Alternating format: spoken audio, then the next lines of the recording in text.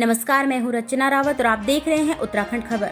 देहरादून स्थित दीपनगर के ward number 82 के पार्षद दिनेश सती कोरोना महामारी के इस दौर में अपने क्षेत्र में जरूरतमंदों की मदद कर रहे हैं। उन्होंने बताया कि क्षेत्र में हर हफ्ते सैनिटाइजेशन और फॉगिंग का कार्य किया जा रहा है।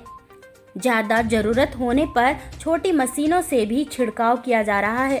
पार्षद ने बताया कि इस महामारी के दौर में प्रत्येक घर में कोई न कोई संक्रमित है, कोई बुखार से या फिर खांसी जुकाम से पीड़ित है और हम उनकी छोटी छोटी ज़रूरतों को पूर्ण करने का प्रयास कर रहे हैं। उन्होंने बताया कि मेरा जन्म ब्राह्मण कुल में हुआ है और मेरा मुख्य उद्देश्य जनसेवा है। साथ ही उन्होंने सभी से अपील की है कि जो हमें यह अमूल्य धरोहर मिली है, जल और वायु, हमें इसे संभाल के रखना है। दीपनगर वार्ड 82 से हूँ। तो सर ये पूछ रहे थे कि जैसे आपके क्षेत्र में आपने तो बहुत अच्छा काम कर रखा है, हम अभी देखते हुए भी आ रहे हैं, तो ये कोरोना काल में जिस लोगों को जरूरत पड़ रही होगी आपके पास भी आ रहे होंगे, जी। क्या क्या जरूरत पड़ रही है और आप क्या क्या प्रोवाइड कर रहे हैं? देखिए, कोरोना का कार्यकाल तो 2 साल का लगभग होने जा रहा है। पिछले मार्च से शुरू हो गया था। पिछले साल थोड़ा सा ऐसा था कि कोई संसाधन हम लोगों के पास नहीं थे। एक तरफ से ना तो बीमारी का एक्चुअल पता चल पा रहा था क्या क्या उसमें होना है।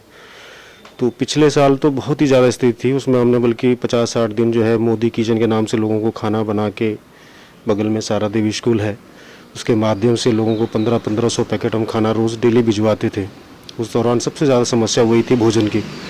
फ़िलहाल ऐसी स्थिति इस वक्त नहीं है। लोगों को ऐसा कि भोजन की वजह से दिक्कतें आ रही हों। हाँ, थोड़ा सा क्या है कि बीमारी एक तरफ से पूरे क्षेत्र में फैल गई है और हर दूसरे तीसरे घर में कोई ना कोई बेचारा संक्रमित है, बुखार से पीड़ित है, खांसी जुकाम से पीड़ित है। छोटी मोटी उसकी ज़रूरतें हैं ही।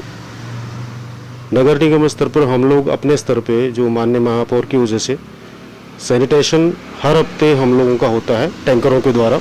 तो उसको हम पूरा युद्ध स्तर पे करते हैं। पूरे वार्ड में 3-3 टैंकर एक दिन में आते हैं और फिर जो बच जाता है फिर उसको नेक्स्ट वीक के लिए रखते हैं। सैटरडे को होता है फिलहाल। और आपातकालीन स्थिति में हम छोटी मशीनों से भी सैनिटेशन कर रहे हैं। फॉगिंग भी लगातार चल रहा है, चूँकि अब ये गर्मियों का समय है तो मच्छरों का भी प्रकोप बढ़ जाता है। तो उसको देखते हुए सैनिटेशन और फॉगिंग तो लगातार चल ही रहा है। है कि हम लोग ब्राह्मण कुल में जन्म हमारा है। वृत्ति वगैरह का काम तो नहीं करता हूँ मैं। मुख्य उद्देश्य तो जनसेवा ही है और सामाजिक सेवा में रहते हुए राजनीतिक पार्टियों के माध्यम से हम लोग काम करते हैं। लेकिन ये चीज़ तो तय है भाई साहब, प्रकृति ने जो 2 अमूल्य चीज़ें हमें दी थी, जल और वायु, कहीं ना कहीं मनुष्य ने उनका दोहन गलत तरीके से किया है, उनका उपयोग गलत दुरुपयोग किया है। तो आज कहीं ना कहीं वो प्रकोप एक महामारी के रूप में हमारे सामने बिल्कुल खड़ा है। और किसी समय एक बड़ा आश्चर्यजनक विषय होता था कि पानी की जो हम लोग पूर्ति करते थे बोतलों के माध्यम से, तो लोग बड़ा हैरान होते थे कि बोतलों में पानी जो कि बिल्कुल ऐसे बहता था, पहाड़ों से हम लोग हैं। निश्चित आने वाला समय इस समय में दिखा गया है कि हवा भी बोतलों में मिली है। तो मैं सभी से ये विशेष आग्रह करना चाहूँगा कि ईश्वर की जो ये हमें अमूल्य धरोहर है, जल और वायु, इसको संभाल के रखें। यही जीवन है, इसके बगैर मनुष्य जीवन बिल्कुल नहीं हो पाएगा। 2 केस ऐसे आए थे जो हॉस्पिटल में एडमिशन के बारे में थे। ऑक्सीजन वगैरह से रिलेटेड विशेष मैटर तो यहाँ पे मेरे पास नहीं आ पाए, तो उनको भी हमने अपने माननीय विधायक जी के माध्यम से उसको थोड़ा सा उन लोगों को सहूलियत दे पाए। तो बहुत ज़्यादा केस तो नहीं ऐसे निकले कि जिनको ज़्यादा कहीं एडमिशन में दिक्कत आई हो या कोई ऑक्सीजन की दिक्कत हो, मेरे क्षेत्र में विशेषकर। तो जो भी था तो उनको थोड़ा सा 1-2 लोग थे ऐसे केस जिनको विधायक जी के माध्यम से हमें सहयोग दे पाए थे। देहरादून ही नहीं, पूरा क्षेत्र हमारा इस समय तो पहले शहरों में ही बीमारियों का ज़्यादा दिखाई देता था। पिछले साल तो शहरों में ही था और एक हायर सोसाइटी के पास ही बीमारी थी। लेकिन चूंकि ये अभी ज़मीन स्तर पर आ गई है और गांव तक, जहां तक कि मतलब कोई आदमी महसूस ही नहीं कर सकता, क्योंकि गांव का जो वातावरण है, जलवायु है, खान पान है, रहन सहन है, वो बहुत अच्छा है। लोगों की जो इम्यूनिटी पावर जिसे हम कहते हैं वो बहुत अच्छी है। लेकिन वहाँ पे भी लोग इस समय इस प्रकोप से, इस महामारी से ग्रसित हैं।